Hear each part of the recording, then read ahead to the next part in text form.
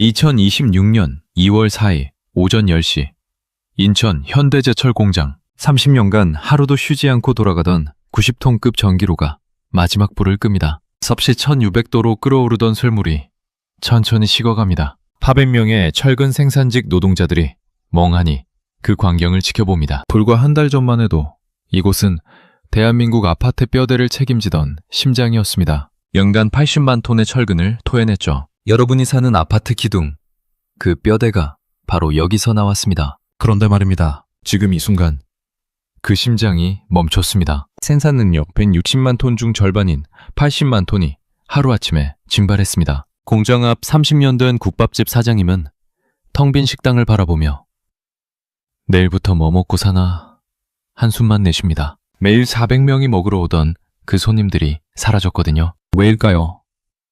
노조가 파업을 했습니까? 회사가 망했습니까? 아닙니다. 진짜 이유는 따로 있습니다. 수요 700만 톤 시대, 공급 밀찬 250만 톤. 이 숫자 뒤에 숨겨진 충격적인 진실이 있습니다. 지금부터 대한민국 철근 산업이 어떻게 무너졌는지, 그리고 이게 왜 당신의 일자리와 직결되는지 낱낱이 파헤칩니다. 당신이 아파트에 살고 있다면, 당신이 건설업에 종사한다면, 당신이 제조업 노동자라면 반드시 들어야 합니다. 끝까지 집중해 주십시오. 시작하기 전에 구독과 좋아요, 그리고 알림 설정 한 번씩만 부탁드리겠습니다. 여러분의 작은 관심이 더 좋은 콘텐츠를 만드는 큰 힘이 됩니다. 자, 그럼 지금부터 시작하겠습니다. 전기로가 멈춘 그날, 회사는 단 한 장의 공문을 발표했습니다. 인천 공장 90톤급 전기로 제강 설비 및 연계 소형 아변 라인을 폐쇄합니다. 2026년 1월 20일의 일입니다. 26년 1월 20일,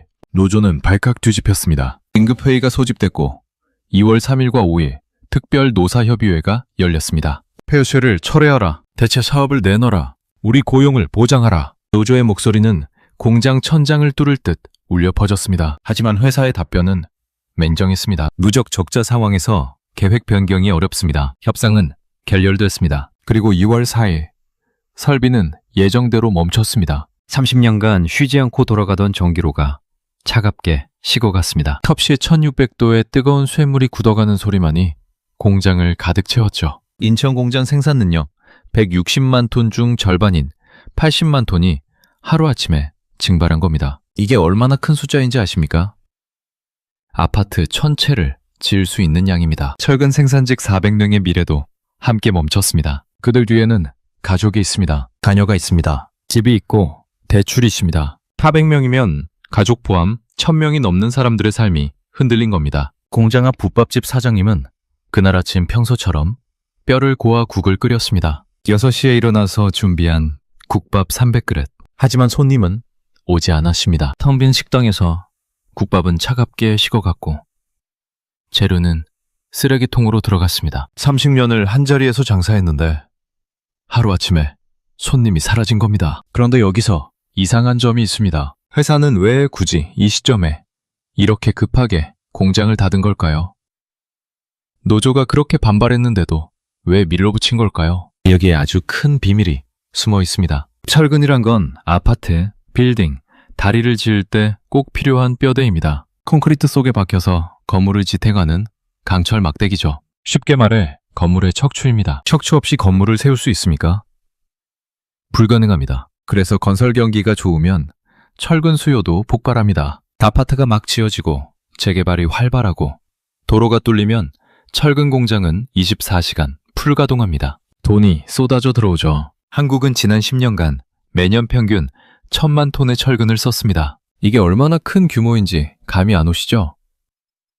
20톤 트럭 50만 대 분량입니다. 서울에서 부산까지 트럭을 일렬로 세우고도 남는 양이에요. 그런데 2025년 이 숫자가 700만 톤으로 떨어졌습니다. 30%가 증발한 겁니다. 왜 그랬을까요? 아파트 분양이 안 됩니다. 고금리에 집값이 떨어지니까 사람들이 집을 안 삽니다. 재개발도 멈췄습니다. 건설사들이 자금줄이 막혔거든요. 은행이 돈을 안 빌려주니까 건물을 지을 수가 없는 겁니다. 건물을 안 지으니 철근도 필요 없어졌습니다. 당연한 이치죠. 그럼 여기서 질문 하나 드리겠습니다. 수요가 30% 줄었으면 공급도 30% 줄여야 하지 않겠습니까?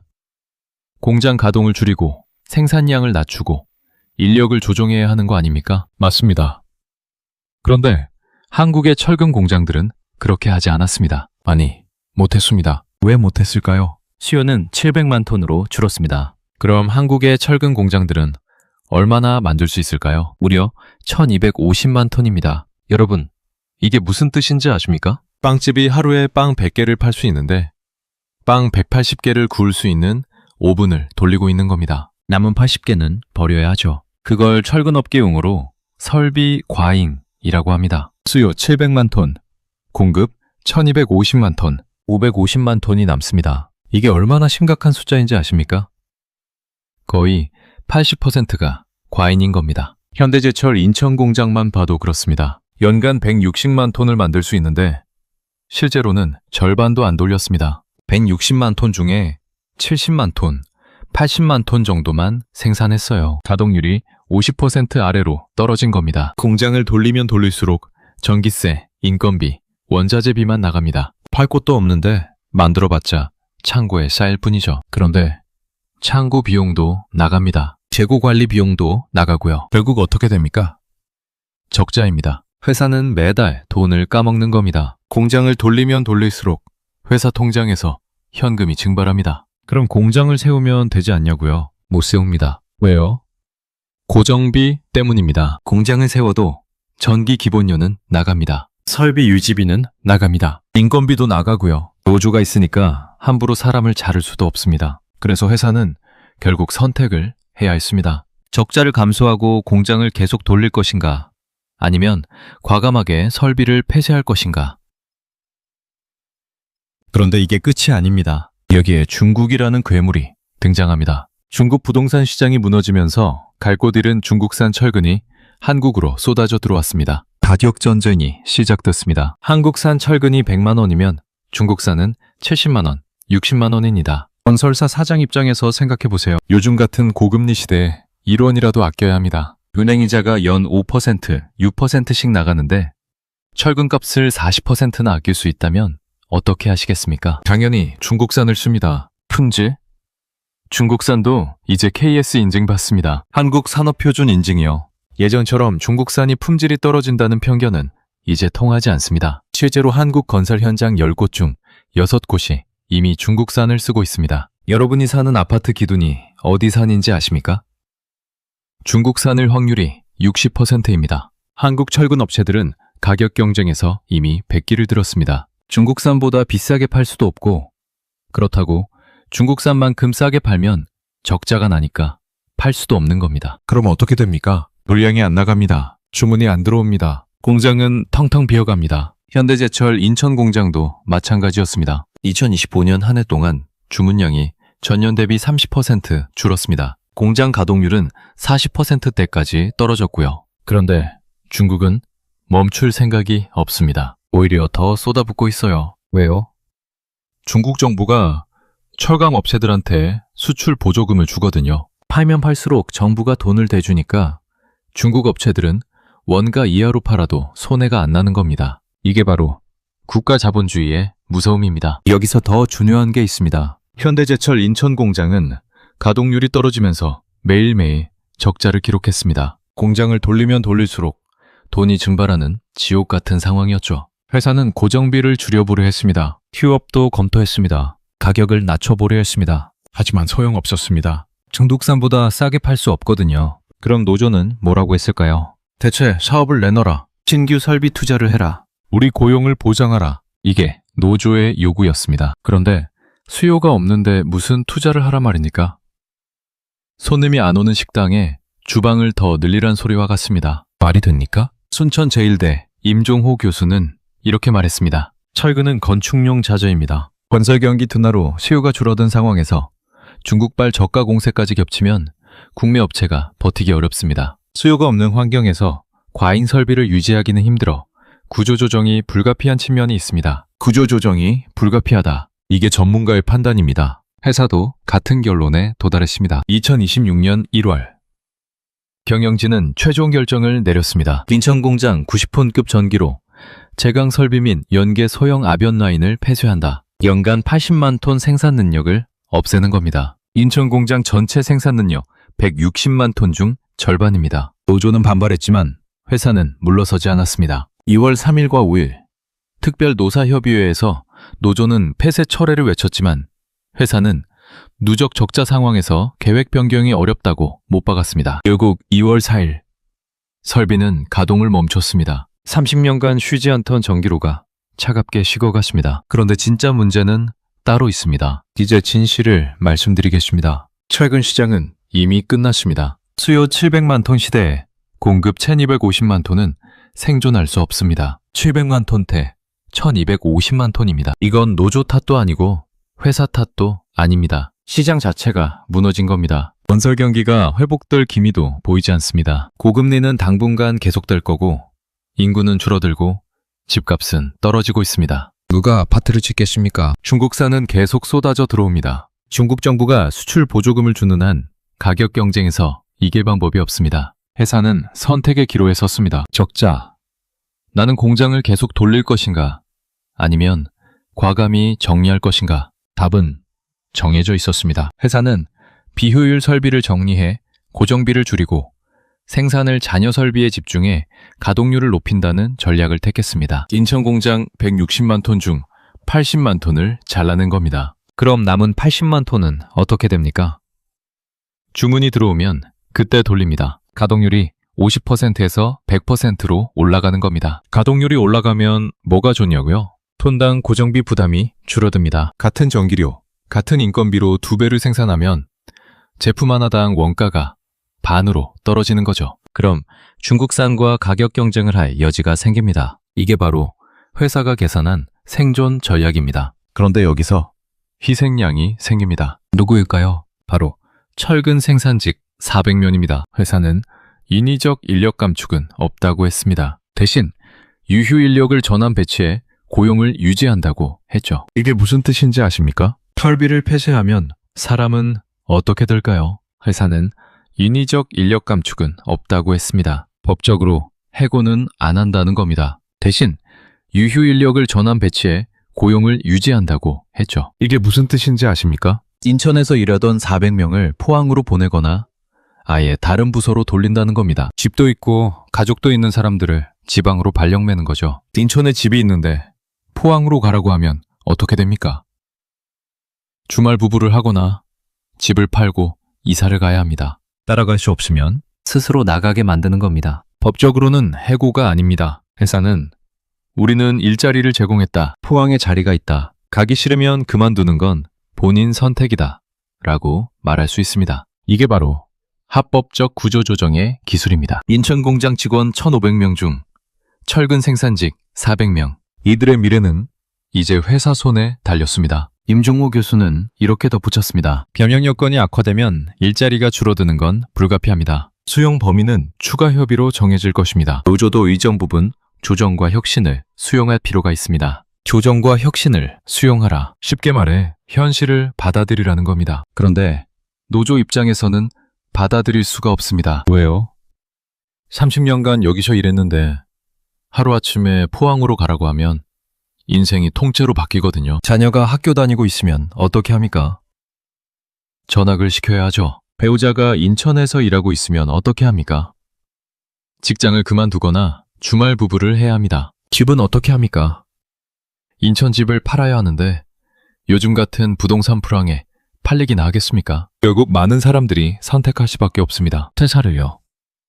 더 무서운 건 이게 끝이 아니라는 겁니다. 이건 현대제철만의 문제가 아닙니다. 국내 철근업체 전체가 똑같은 지옥을 겪고 있습니다. 수요 700만 톤대, 공급 1250만 톤, 700만 톤대, 1250만 톤입니다. 이 숫자가 의미하는 건 단 하나입니다. 누군가는 반드시 죽어야 한다는 겁니다. 현대제철이 80만 톤을 줄였다고 끝이 아닙니다. 다른 업체들도 줄여야 합니다. 550만 톤을 줄여야 시장이 맞아떨어집니다. 그럼 누가 먼저 죽을까요? 규모가 작은 업체들부터 죽습니다. 자금력이 약한 중소철강사들이 먼저 도산할 겁니다. 실제로 2025년 한 해 동안 지방의 철근 공장 3곳이 문을 닫았습니다. 그 다음은 누구일까요? 현대제철 같은 대기업도 안전하지 않습니다. 인천 공장 80만 톤을 줄였지만 시장이 더 나빠지면 추가 감축도 가능합니다. 포항 본사 공장도 예외가 아니에요. 임종호 교수의 말을 다시 들어보죠. 병역 여건이 악화되면 일자리가 줄어드는 건 불가피합니다. 노조도 의정 부분 조정과 혁신을 수용할 필요가 있습니다. 불가피하다. 이 단어가 핵심입니다. 이건 누구의 잘못도 아닙니다. 노조가 나쁜 것도 아니고 회사가 악덕 기업인 것도 아닙니다. 시장이 무너진 겁니다. 시장은 감정이 없습니다. 눈물도 없죠. 수요와 공급만 있을 뿐입니다. 수요 700만 톤 시대, 공급 1250만 톤은 생존할 수 없다. 이게 바로 시장의 맹혹한 판결입니다. 현대제철은 이 판결을 받아들였습니다. 2026년 2월 4일 인천 공장 90톤급 전기로가 멈췄습니다. 30년간 섭씨 2600도로 끓어오르던 쇠물이 굳어갔습니다. 연간 80만 톤 생산 능력이 증발했고 400명의 미래가 흔들렸습니다. 그런데 진짜 비극은 따로 있습니다. 공장이 멈추면 노동자만 피해를 입는 게 아니거든요. 그럼 도대체 누가 더 피해를 입었을까요? 도미노 효과를 보십시오. 고금리, 건설 경기 둔화, 철근 수요 700만 톤, 붕괴 설비 과잉 심화, 중국산 저가 공세, 가동률 하락, 적자 누적 설비 폐쇄, 일자리 증발, 한 톱니바퀴가 멈추자 전체 기계가 멈춘 겁니다. 이건 비단 철근만의 이야기가 아닙니다. 조선, 자동차, 반도체, 수요가 줄어들면 설비 과잉이 오고 중국이 저가 공세를 펼치면 한국 기업은 무너집니다. 똑같은 패턴입니다. 2000년대 초반 한국 조선업이 세계 1위였습니다. 그런데 중국이 저가 공세를 펼치자 어떻게 됐습니까?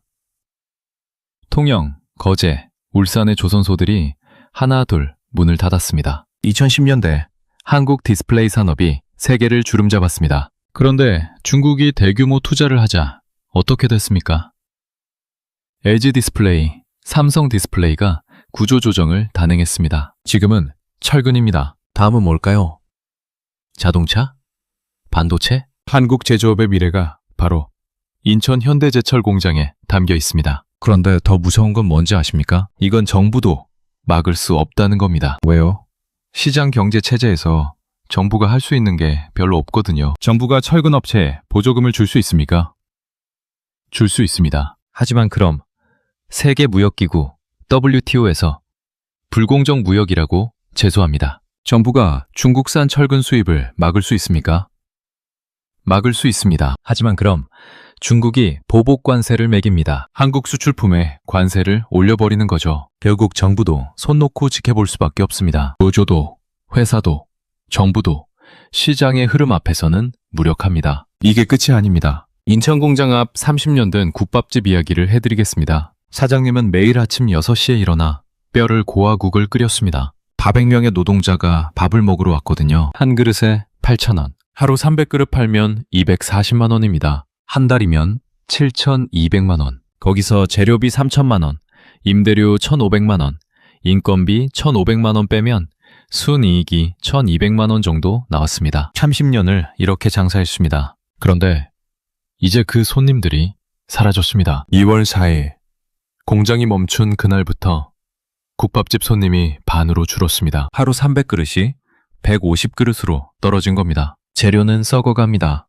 뼈를 30kg 사다 놨는데 절반은 버립니다. 김치도 버리고 깍두기도 버리고 국도 버립니다. 임대료는 밀립니다. 한 달에 1,500만 원씩 나가는데 수입이 반토막 나니까 낼 수가 없습니다. 30년을 여기서 장사했는데 내일부터 뭐 먹고 사나. 사장님의 한숨이 식당을 가득 채웁니다. 공장 주변 통닭집도 마찬가지입니다. 퇴근길에 치맥 한잔 하던 노동자들이 사라졌습니다. 편의점도 그렇습니다. 야간 근무 끝나고 컵라면 사가던 손님들이 없습니다. 부동산도 타격을 입었습니다. 공장 근처 원룸, 투룸, 전세가 빠지지 않습니다. 공장 직원들이 새들어 살던 집들인데 이제 그 사람들이 떠나니까 빈집이 된 겁니다. 슈퍼마켓도 매출이 30% 떨어졌습니다. 1,500명 공장 직원이 쓰던 돈이 증발하자 지역 경제 전체가 얼어붙었습니다. 이게 바로 철근 공장 하나가 멈춘 진짜 파급력입니다. 노조는 우리 고용을 보장하라고 외쳤지만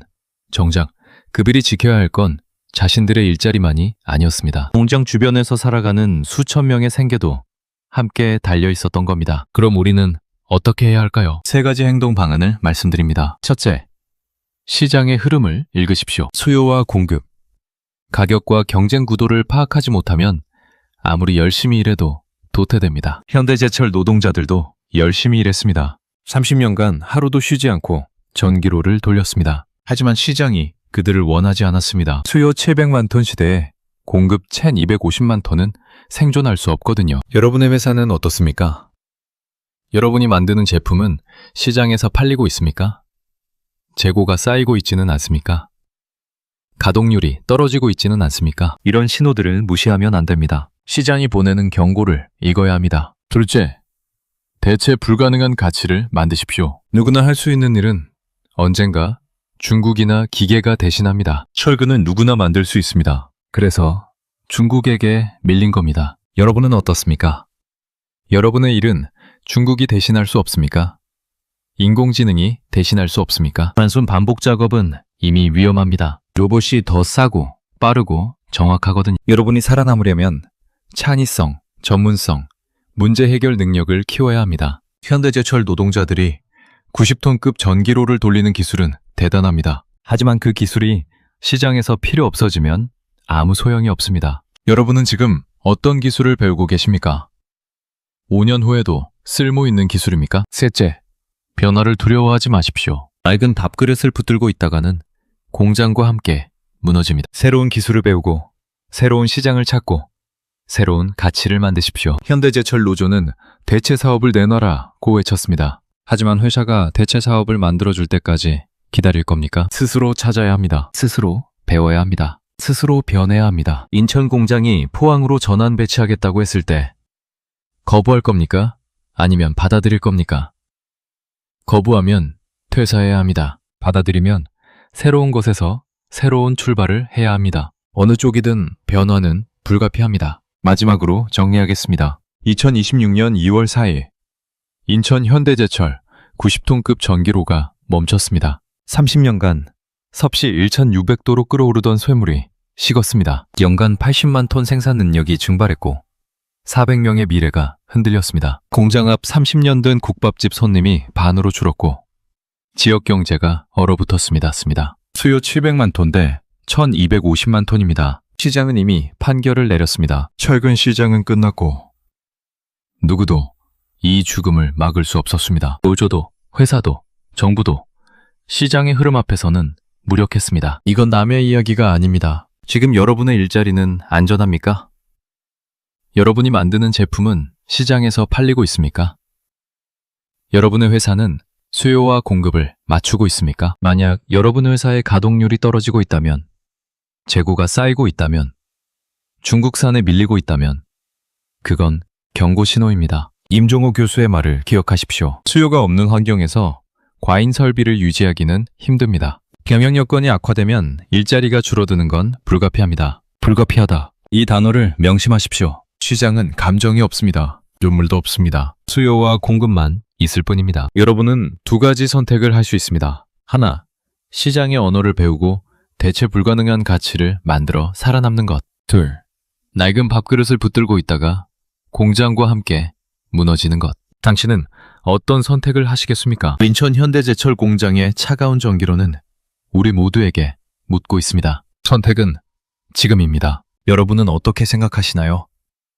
댓글로 여러분의 의견을 자유롭게 남겨주세요. 구독과 좋아요는 더 나은 콘텐츠를 만드는 데 큰 도움이 됩니다. 알림 설정까지 해두시면 새로운 영상을 가장 먼저 만나보실 수 있습니다. 다음 영상에서 또 만나겠습니다.